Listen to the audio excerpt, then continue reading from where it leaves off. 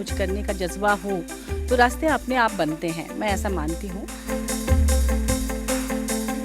उन्होंने जो किया है वो तो मैं कभी भूल नहीं सकती, गुरुजी ने जो किया है। देखिए, मैं झारखंड में जन्मी हूँ, पली बड़ी हूँ और 1932 के पहले से हमारे पूर्वज यहाँ रहे, हम लोग खतियानी लोग हैं। मुझे दोनों तरह का खाना बनाना आता है और मैं नॉनवेज भी बहुत अच्छा बना सकती हूँ, इतना मैं बता सकती हूँ।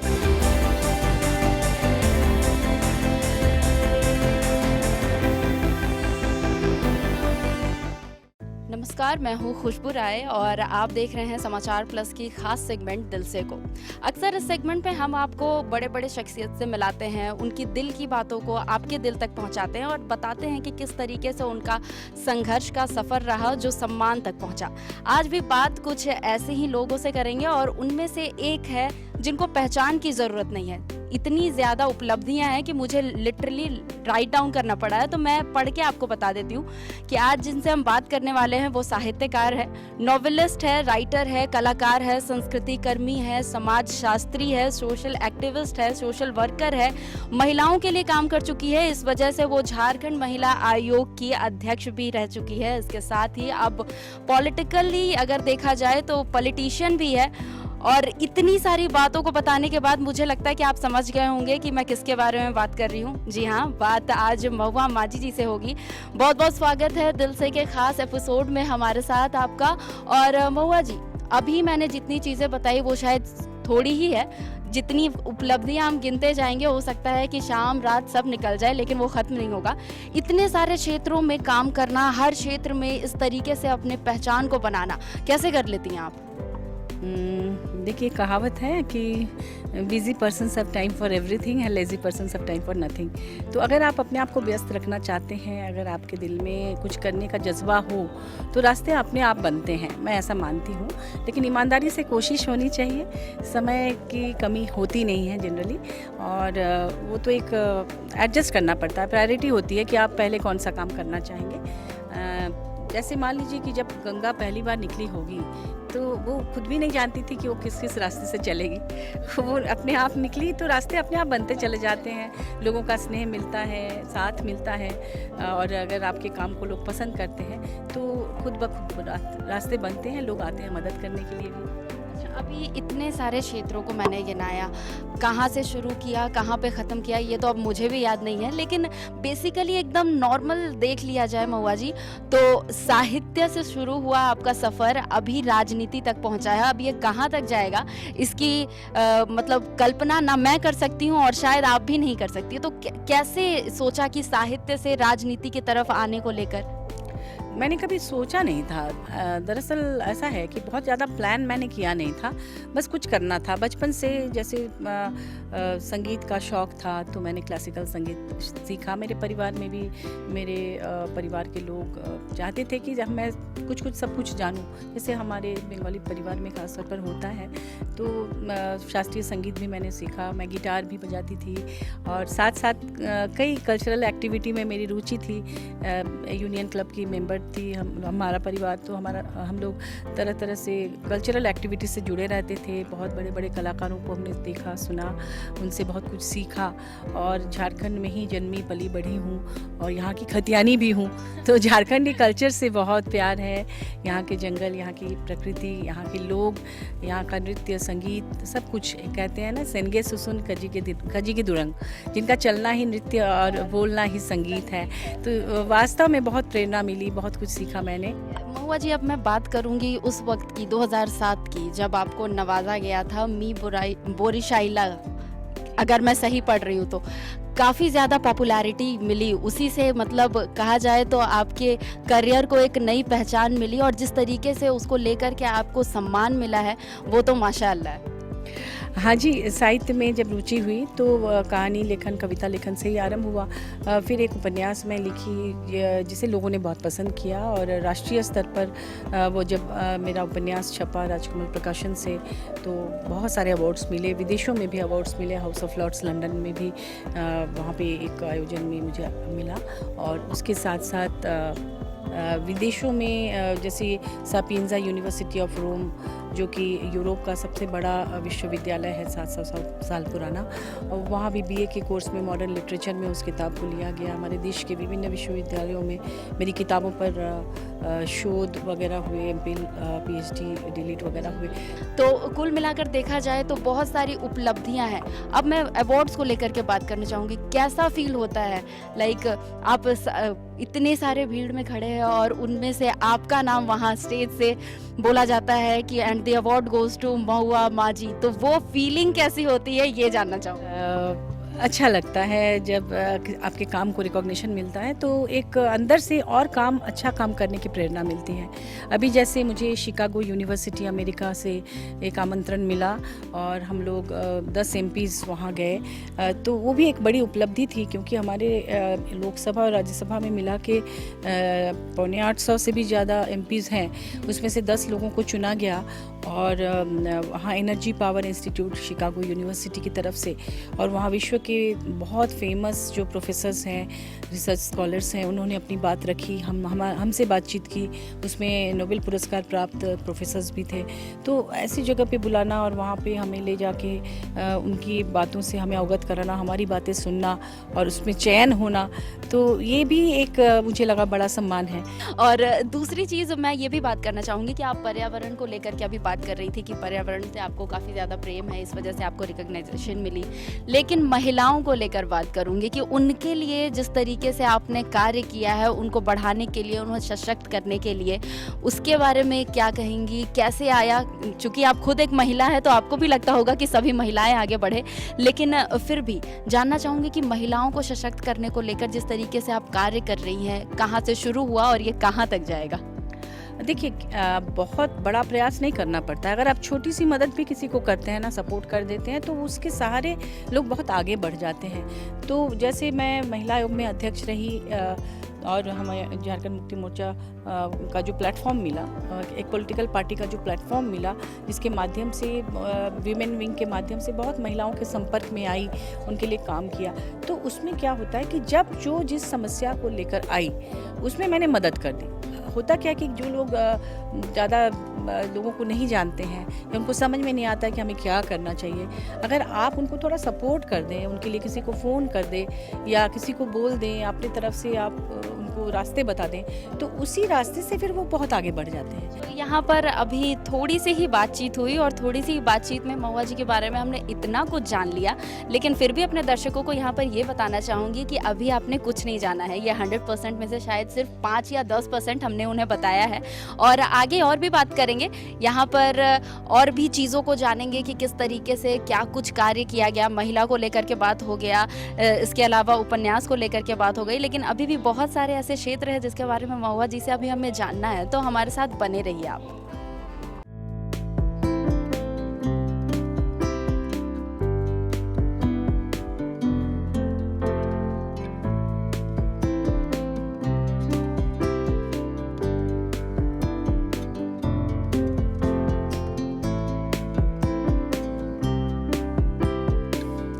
तो अभी तक जितना जाना उसको और ज़्यादा जानने की कोशिश करते हैं और एक बार फिर से महुआ जी के साथ जुड़ते हैं। महुआ जी, यहाँ पर अभी बात हो गई कि उपन्यास लिखा, साहित्य को लेकर कैसे आपके दिमाग में ये सारी चीज़ें आई, और महिलाओं को लेकर के बात हुई कि किस तरीके से उन्हें सशक्त करने को लेकर आप कार्य कर रही है। अब मैं बात करूँगी संस्कृति कर्मी को लेकर के। अब मेरे सामने जो बैठी हैं वो संस्कृति कर्मी है। कैसे ये दिमाग में आया कि संस्कृति को आगे बढ़ाना है, सांस्कृतिक हर एक जो कार्य होता है उसको आगे बढ़ाना है और उसमें अपनी पहचान बनानी है?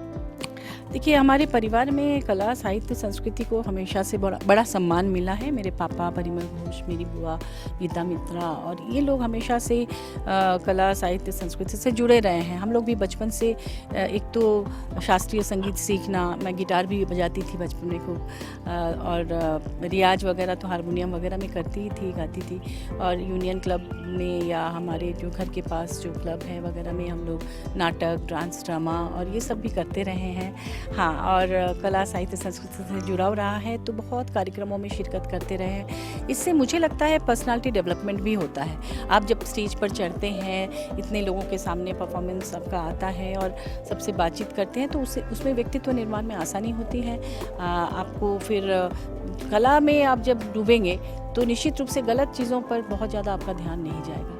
खाली दिमाग से शैतान का घर होता है। तो इसीलिए थोड़ा सा भी शैतान को आपको जगह नहीं देना था, इसीलिए अलग अलग क्षेत्र में इतने कार्य कर लिए कि अब उसको मैनेज करना है और इसी के चक्कर में आपको हर टाइम इधर उधर बिजी ही रहना पड़ता है। अंदर से ही रुचि होती है कि कोई अच्छे कार्यक्रम में जाती हूँ तो कई बार समय की कमी होने के बावजूद ऐसा लगता है कि नहीं, इसको देखना चाहिए, इससे बहुत कुछ सीखने को मिलता है। फिर एक साहित्यकार के रूप में जब मुझे देश विदेश से इनविटेशन मिलता है, वहाँ भी जब मैं गई, उसमें से जैसे जी लिटरेचर फेस्टिवल है और देश में बहुत सारे आयोजन होते हैं साहित्य अकादमी के, भारतीय ज्ञानपीठ और जैसे भारतीय भाषा परिषद, तो अलग अलग इलाके में लोग इन्वाइट करते रहे हैं। तो उन आयोजनों में जाकर भी मैंने बहुत कुछ सीखा है। अपनी बातें तो रखी भी हैं और वो लोग मेरे विचार से अवगत हुए। मैं वहाँ से बहुत कुछ सीखी क्योंकि उसमें देश और दुनिया के बड़े बड़े साहित्यकार, बड़े विचारक, बड़े आलोचक सब आते हैं ना। तो मुझे ईश्वर ने बहुत सारे अवसर दिए। एक तो महिला आयोग के प्लेटफॉर्म से, नेशनल विमेन्स कमीशन के प्लेटफॉर्म से देश के विभिन्न इलाकों में जाके वहाँ की महिलाओं की समस्या को बहुत करीब से देखा है, जाना है। इसके अलावा साहित्य के माध्यम से बहुत सारे मंचों में अभी भी मैं जाती ही रहती हूँ, तो उसमें भी बहुत बड़े बड़े विद्वानों को सुनने का, उनसे सीखने का अवसर मिलता रहता है। तो महुआ जी, यहाँ पर लगातार हमने बहुत सारी बातें कर ली, संस्कृति को लेकर के भी बहुत सारी बातें जान ली आपसे। लेकिन जब शुरुआत की थी तब आपने बोला था कि बचपन से ही आपको गिटार बजाने का शौक था, बचपन में आप बजाया भी करती थी, संगीत का रियाज किया करती थी। हालांकि अभी के समय में जिस तरीके से आप बिजी है, राज्यसभा सांसद है और उस वजह से आपको शायद टाइम नहीं मिल पाता होगा, लेकिन अपने दर्शकों के खातिर मैं एक छोटी सी रिक्वेस्ट आपसे करूँगी कि 2 लाइनें जो है आप हमारे दर्शकों के लिए यहाँ पर गा करके उन्हें सुनाएं। देखिए, अभी तो गाती नहीं हूँ इन दिनों, चूँकि पॉलिटिक्स में भी हूँ और बहुत ज़्यादा मुझे ऐसा मौका भी नहीं मिलता है। लेकिन आप कह रही हैं तो मैं कोशिश करती हूँ 2 पंक्तियाँ। हम बिल्कुल तैयार हैं और सभी का ध्यान, कोई बात नहीं, हम फिर भी एकदम रेडी हैं आपके गानों को सुनने के लिए। हाय मर जाएंगे हम तो लुट जाएंगे, ऐसी बातें किया ना करो, आज जाने की जिद ना करो, आज जाने की जिद ना करो, आके पहलू में बैठी रहो, आके पहलों में बैठे रहो, आज जाने की जिद ना करो। महुआ जी, अभी अब गाया है आपने, मेरे पास अब कोई शब्द नहीं है क्योंकि मैं मंत्रमुग्ध हो चुकी हूँ और मुझे लगता है कि मेरे दर्शक जो है, जो आपको अभी इस वक्त टकटकी लगाकर देख रहे होंगे, उनको भी अभी थोड़ा सा मैं रोकना चाहूँगी क्योंकि अभी वक्त हो चला है एक छोटे से ब्रेक का, और ब्रेक के बाद फिर से महुआ जी के साथ जुड़ेंगे और अलग अलग पहलुओं पर बात करेंगे, जानेंगे और इनकी दिल की बातों को आप तक ज़रूर पहुँचाएंगे। ब्रेक के बाद एक बार फिर से आपका स्वागत है। और ब्रेक से पहले हमने आपको महुआ माझी जी से मिलाया था, उनके दिल की बातों को जाना था और भी उनके दिल की बातों को जानने के लिए चलिए सीधे उनसे जुड़ते हैं और उनसे बातचीत करते हैं कि महुआ जी, अभी फ़िलहाल मैं ब्रेक से पहले बात कर रही थी आपसे, आपके संगीत को लेकर बात कर लिया, उपन्यास को लेकर बात कर लिया, महिलाओं को लेकर के बात कर लिया, लेकिन फ़िलहाल जिस तरीके से आपकी जो पहचान है, एक सशक्त महिला के साथ साथ राज्यसभा सांसद हैं आप, ठीक है। और मुझे भी याद है वो पल जब आपको राज्यसभा के लिए पहले लाया गया नाम और उसके बाद किसी का विरोध इसके लिए नहीं मिला। जब आप वहाँ इलेक्ट हो गई, राज्यसभा वहाँ पर गई, संसद में अलग अलग और भी संसद वहाँ पर पहुँचे, सांसद पहुँचे थे, तो उनसे जब बातचीत किया आपने तो कैसा फील हुआ और किस तरीके से आपको उन लोगों का रिस्पॉन्स मिला? देखिए, सबसे पहले तो मैं ये सोची ही नहीं थी कि राज्यसभा पार्टी मुझे भेजेगी। मैं आभारी हूँ दिल से अपनी पार्टी की कि उन्होंने मुझे इसके लिए चुना। तो मेरा भी ये दायित्व बनता है कि मैं झारखंड के लोगों की उम्मीद को पूरा करूँ। अपने हमारे आदरणीय गुरुजी, हमारे माननीय मुख्यमंत्री जी के का जो सपना है कि मैं वहाँ जाके यहाँ के लिए काम करूँ, और उन लोगों ने कहा भी था कि यहाँ के पीड़ित शोषित वर्ग के लिए काम करना है, महिलाओं के लिए काम करना है। महुआ जी, अभी राजनीति की जब बात हो रही है तो राजनीति के लोगों की ही नाम को मैं आपके सामने रखूंगी, कुछ राजनीतिक चेहरों के नाम रखूंगी, और एक रैपिड फायर राउंड आप समझती हैं ना कि एक नाम लिया और उनको जैसे ही आप सुनती हो सबसे पहला शब्द या वर्ड जो आपके दिमाग में आएगा वो आप बोलोगे, ठीक है? सबसे पहले राज्यसभा सांसद हैं आप, और इसी को लेकर कर लेते हैं चूँकि आप जया बच्चन से काफ़ी ज़्यादा क्लोज फील करती हैं, तो जया बच्चन। हाँ, उन्होंने मुझे, जया जी ने मुझे अपने घर पर भी इनवाइट किया था लंच पे, और उन्होंने 3 घंटा हमें रखा। हम लोग 4 महिलाएं गई थी एमपीज़, तो 3 घंटे तक वो बैठाई, वो लंच भी कराया, फिर चाय पिला के वो भेजी। और सबसे बड़ी बात है कि अपने घर के लॉन में वो घुमा रही थी, जूही फूल गिरे हुए थे लॉन में, वो चुन चुन के हमें दी। फिर एक किताब अमिताभ बच्चन जी की तस्वीर लगी, एक किताब उनकी आई है, उसमें उन्होंने अपने हाथ से साइन करके मुझे प्रेजेंट भी किया। और बहुत माने आंतरिक तरीके से वो हम लोगों से मिक्सअप होती हैं, अपनी बातें शेयर करती हैं, घर की बातें शेयर करती हैं, और हमें गाइड भी करती हैं क्या करना है, क्या नहीं करना है, कैसे अपना बचाव करते हुए काम करना है। इन सभी चीज़ों में उनसे मॉरल सपोर्ट मिलता है। ठीक है, दूसरा नाम मेरा रहेगा, मैंने चूँकि फ़ोटो देखा, निर्मला सीतारमण जी का। देखिए, वो तो वित्त मंत्री हैं, और चूँकि राज्यसभा और लोकसभा के बाद हम लोग सेंट्रल हॉल में भी बैठते हैं, वहाँ पे सभी पार्टीज़ के और सब दोनों सदनों के सारे मेंबर्स बैठते हैं। वो सीनियर भी होते हैं, जूनियर भी होते हैं, तो वहाँ पर कोई पार्टी को लेकर किसी के मन मुटाव नहीं रहता है। सभी एक दोस्त की तरह मिलते हैं, एक साथ चाय पीते हैं, एक दूसरे को पिलाते हैं। तो जितने भी दिग्गज हैं, पॉलिटिकल दिग्गज हर पार्टी के, सब लोग हम लोग वहाँ एक मित्र की तरह रहते हैं, और सीनियर जूनियर का भी फासला मिट जाता है। तो वहाँ बहुत प्यार से एक दूसरे से लोग मिलते हैं। अब हम राज्य में आ जाते हैं, और राज्य में मेरा सबसे पहला नाम रहेगा सीएम हेमंत सोरेन जी का। जी, देखिए, उनका सपोर्ट मिला है, वो काम करने वालों को पहचानते हैं, और उनका सपोर्ट नहीं होता तो मैं शायद आज इतनी दूर तक नहीं जा सकती थी। और मैं बहुत इज्जत करती हूँ उनकी, क्योंकि महिला विंग को उन्होंने पूरी तरह से मुझ पे भरोसा किया, और उन्होंने उसकी जिम्मेदारी मुझे दी। मैं 2014 से महिला विंग को देख रही हूँ, और मैंने कुछ गलत होने भी नहीं दिया। और सबको, तो कभी भी कोई समस्या लेकर कोई महिला आती थी उनके पास, तो वो सीधे मेरे पास ही भेज देते थे कि जाके मैडम से बात करो। तो उन्होंने जो किया है वो तो मैं कभी भूल नहीं सकती। गुरुजी ने जो किया है उसे। अभी आखिरी नाम मेरा यही होने वाला था, आखिरी नाम यहाँ पर मैं लूँगी गुरुजी का, कि किस तरीके से शिबू सोरेन जी का जो सपोर्ट है वो आपको मिलता है। देखिए, उनका आशीर्वाद निश्चित रूप से है, उनके आशीर्वाद के बिना पार्टी में कुछ भी नहीं हो सकता। और राज्यसभा वाले में भी उन्होंने मुझे आशीर्वाद दिया, उसके पहले जब मैं पार्टी ज्वाइन की उस समय भी दिया, और लगातार उनका सपोर्ट मिलता रहा है, स्नेह मिलता रहा है। और पार्टी ज्वाइन करने के पहले भी वो मुझे बेटी की तरह मानते थे, और उनके साथ मेरा आना जाना उनके यहाँ था बहुत पहले। तो शुरू से ही उन लोगों का सानिध्य मिला, बहुत कुछ मैंने सीखा। इनफैक्ट मैं आजीवन उन लोगों की ऋणी हूँ, क्योंकि उन लोगों से जो मुझे मिला है वो शायद कोई नहीं दे सकता था। और ये वाला सेगमेंट फिलहाल रोकते हैं, और चलिए चलते हैं महुआ जी के घर के अंदर, और घर का जो सफ़र है वो मैं आपको करवाती हूँ और दिखाती हूँ कि आखिर एक साहित्यकार जो कि अब राजनीति में आ चुकी है, उनका घर कैसा है और किस तरीके से वो दिखता है और क्या कुछ खास है अंदर। तो चलिए बिना वेट किए अंदर चलते हैं।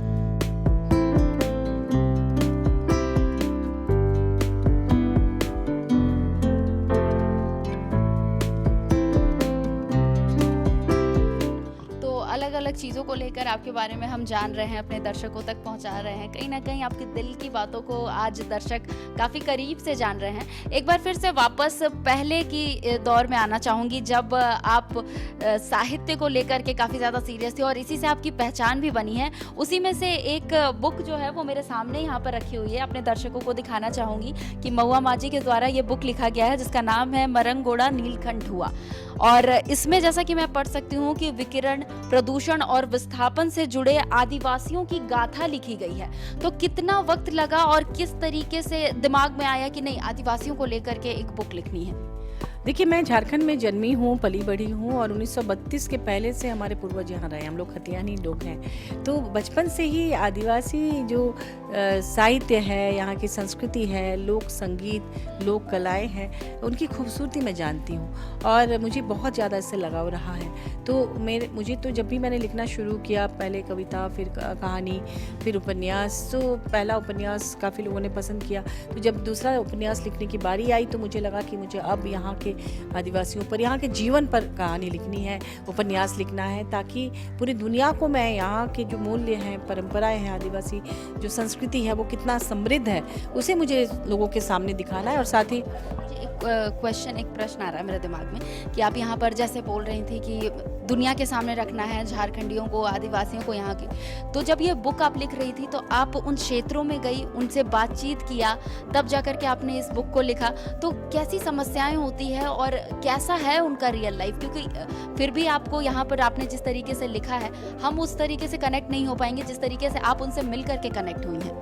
हाँ, मैं चूँकि एक समाजशास्त्री भी हूँ तो फील्ड वर्क करने का हमें अभ्यास रहा है और फील्ड वर्क के दौरान ही मैंने जो समस्याएं देखी थी उसको लेकर ही फिर मैंने सोचा कि उसको उपन्यास में मैं लाऊं। और मैंने 4 साल तक फील्ड वर्क किया और लोगों से बात करके, वहाँ जाके एक एक समस्या की जांच करके कि कहीं कोई बात गलत ना आ जाए। और इसके अलावा मैं इस उपन्यास को लिखने के बहुत पहले से यहाँ के जो आदिवासी जो बुद्धिजीवी रहे हैं, जैसे स्वर्गीय रामदयाल मुंडा जी हो गए, पद्मश्री बीपी केसरी जी हैं, पद्मश्री गंजू जी हैं, और ऐसे बहुत सारे विद्वान जिन्होंने झारखंड पर काफ़ी शोध किए हैं, काम किया, उन लोगों से मैं लगातार इंटरेक्शन में रही, मंच शेयर किया, बहुत कार्यक्रमों में गई, उनके विचारों को आत्मसात किया। देश भर के आदिवासियों के जो सम्मेलन होते थे उसमें शिरकत की, रांची में भी हुए, बाहर भी। तो ये सब करके उनके जो विचार भी जाने, और फिर एक तो क्षेत्र में जाके देखना, एक तो महसूस करना, बचपन से सब चीज़ों को जानना, उसके साथ उनके साथ बुद्धिजीवियों के साथ बैठ के उनकी बातों को समझना कि वो क्या चाहते हैं, उनकी दृष्टि से देखना। तो ये दोनों काम मैंने किया और तब जाके मैंने इस उपन्यास को लिखा। मतलब लेखिका, साहित्यकार, सोशियोलॉजिस्ट, सोशल एक्टिविस्ट, महिला के लिए काम करने वाली महुआ माझी एक गार्डन डिज़ाइनर भी हैं। हाँ, मैं ये आप बोल सकते हैं गार्डन डिज़ाइनर। मुझे इंटीरियर डेकोरेशन का, डिज़ाइनिंग का भी समझ है, मतलब किसी के लिए कभी किया नहीं है अपने लिए, लेकिन एक समझ है, एक आर्टिस्टिक सेंस है मुझ में, क्योंकि मैं पेंटिंग वगैरह में भी रुचि रखती थी। तो मैंने बहुत सारे ऑयल पेंटिंग्स बनाए हैं, बचपन में ज़्यादा करती थी और अभी उतना वक्त नहीं मिलता। तो अब कला के क्षेत्र में रुचि है, हर क्षेत्र में, चाहे वो पेंटिंग हो, चाहे संगीत हो, चाहे म्यूज़िकल कोई इंस्ट्रूमेंट हो, और ये सब कुछ। और अभी फ़िलहाल जैसे आप महुआ जी बता रही हैं कि कला के क्षेत्र में रुचि है, लेखन के क्षेत्र में रुचि है, गिटार बजाने में रुचि है, इसके अलावा गार्डनिंग करने में रुचि है। जितनी रुचि आप गिनवा रहे हैं, मेरे ख्याल से मेरे दर्शक कंफ्यूज हो गए होंगे कि आपके किस रुचि को वो अपनी रुचि बनाए, क्योंकि लगातार इतनी सारी बातें सामने आ रही है। मुझे लग रहा है कि हमारा सेगमेंट कहीं छोटा ना पड़ जाए आपको कवर करते करते। नहीं, ऐसी बात नहीं है। जैसे जब मौका मिला, जैसे हैंडीक्राफ्ट्स की चीज़ें बनाना, सिलाई करना, कढ़ाई करना, स्वेटर बुनना, ये सब भी पहले के शौक रहे हैं। तो जब मन में, मुझे लगता है कि थोड़ा सा वैरायटी होना चाहिए ताकि लोग उबे नहीं।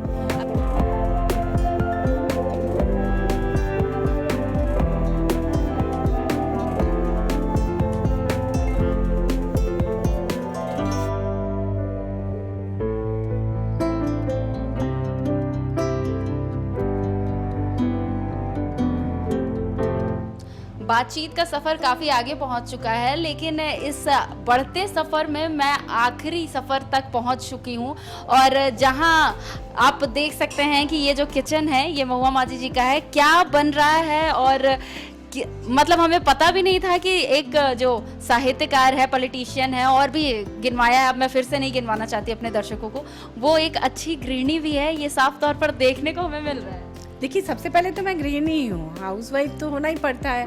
और हर व्यक्ति, चाहे वो मैरिड हो या अनमैरिड, उनकी पहली जिम्मेदारी अपना परिवार होता है। परिवार के लोगों को लेकर ही हम समाज में आगे बढ़ सकते हैं, काम कर सकते हैं। इसलिए मैं सबसे यही कहूँगी कि अपने घर की जिम्मेदारियों को सबसे पहले निभाइए, उसके बाद फिर बाकी काम कीजिए, तो सबका सपोर्ट भी मिलेगा।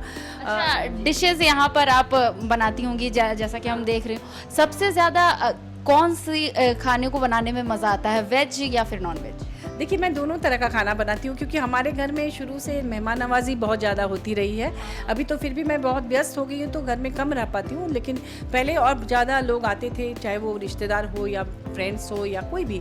तो मुझे दोनों तरह का खाना बनाना आता है और मैं नॉनवेज भी बहुत अच्छा बना सकती हूँ, इतना मैं बता सकती हूँ। फ़िश या चिकन या मटन और इस तरह की फ़िश के तो मैं 20, 25, 30 आइटम्स बना सकती हूँ अलग-अलग। क्या मुझे आइटम्स भी नहीं पता है, आप बोल रहे 20-25 आइटम्स बना सकते हैं। और ये अगर बात करें कि नॉन वेज और वेज को हटा दें, फेवरेट खाना क्या है आपका? मतलब सबसे ज़्यादा मज़ा एक प्रॉपर खाने का नाम लीजिएगा। फ़िश मुझे ज़्यादा पसंद है। आप उसको फेवरेट भी कह सकते हैं।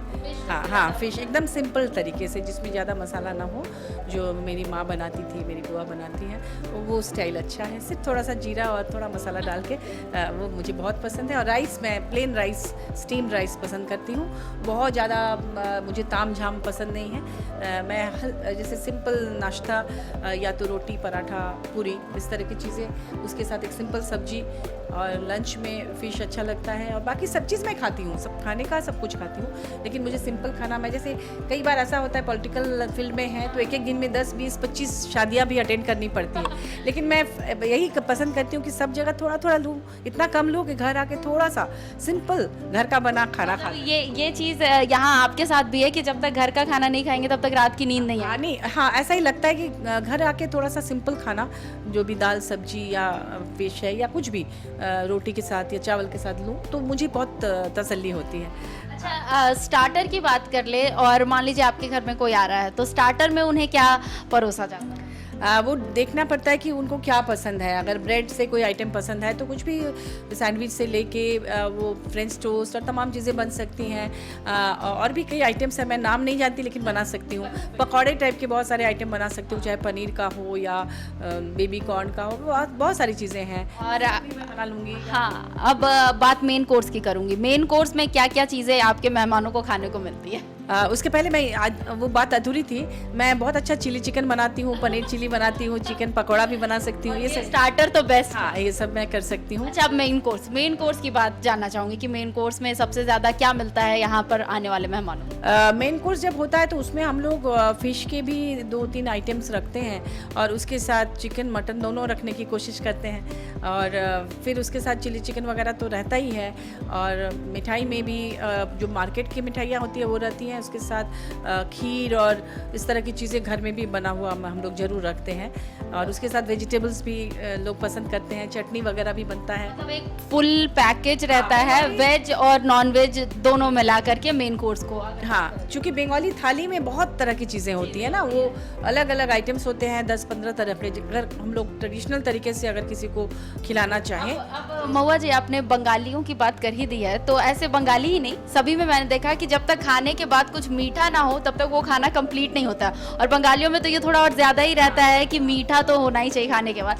तो डेजर्ट में क्या कुछ पसंद है और क्या कुछ मिलता है यहाँ पर आने वाले मेहमानों? डेजर्ट में जैसे मिष्टी दोई जो बोलते हैं, दही, वो तो रहता ही है। फिर रसगुल्ले रहते हैं, सूखी मिठाई में जो भी अच्छी मिठाइयाँ मार्केट में मिलेंगी, संदेश वगैरह का मौसम होगा तो वो भी हम लोग रखते हैं। और उसके साथ साथ खीर घर का बना हुआ रहता है, उसमें 1-2 तरह की खीर बनते हैं। एक है जो सिर्फ दूध को गाढ़ा करके रबड़ी टाइप का बनता है, और एक है उसमें चावल डाल के और नए खजूर गुड़ से, माने खजूर गुड़ जो होता है ना, उसी का हम लोग खीर बनाते हैं, वो ज़्यादा टेस्टी होता है। तो यहाँ पर आपके किचन में आने के बाद मुझे बहुत सारी चीज़ें पता चली कि महुआ माँ जी यहाँ पर, माँ जी जो है वो गृहिणी भी है और ऐसी वैसी नहीं, खानों को लेकर के काफ़ी ज़्यादा कॉन्शियस है। जो यहाँ पर आ रहे हैं उनको अच्छे अच्छे खाने को भी मिलने वाला है। खैर, ये जो खीर बना रही है वो अब थोड़े देर में अब हमें मिलने वाला है। तो फिलहाल अपने दर्शकों को मैं यही कहना चाहूँगी कि आज महुआ माँ जी को जाना, अगले एपिसोड में ऐसे ही किसी बड़े शख्स की बातों को आप तक पहुंचाएंगे, उनकी दिल की बातों को आपके दिल तक पहुंचाने की कोशिश करेंगे। खैर, आज के सेगमेंट में आई नो कि आपको लग रहा होगा कि बहुत जल्दी खत्म हो रहा है, पर फिर भी इतना ही। मुझे दीजिए इजाजत, नमस्कार। अगर आपके दिल में कुछ करने का जज्बा हो तो रास्ते अपने आप बनते हैं, मैं ऐसा मानती हूँ। उन्होंने जो किया है वो तो मैं कभी भूल नहीं सकती, गुरुजी ने जो किया है।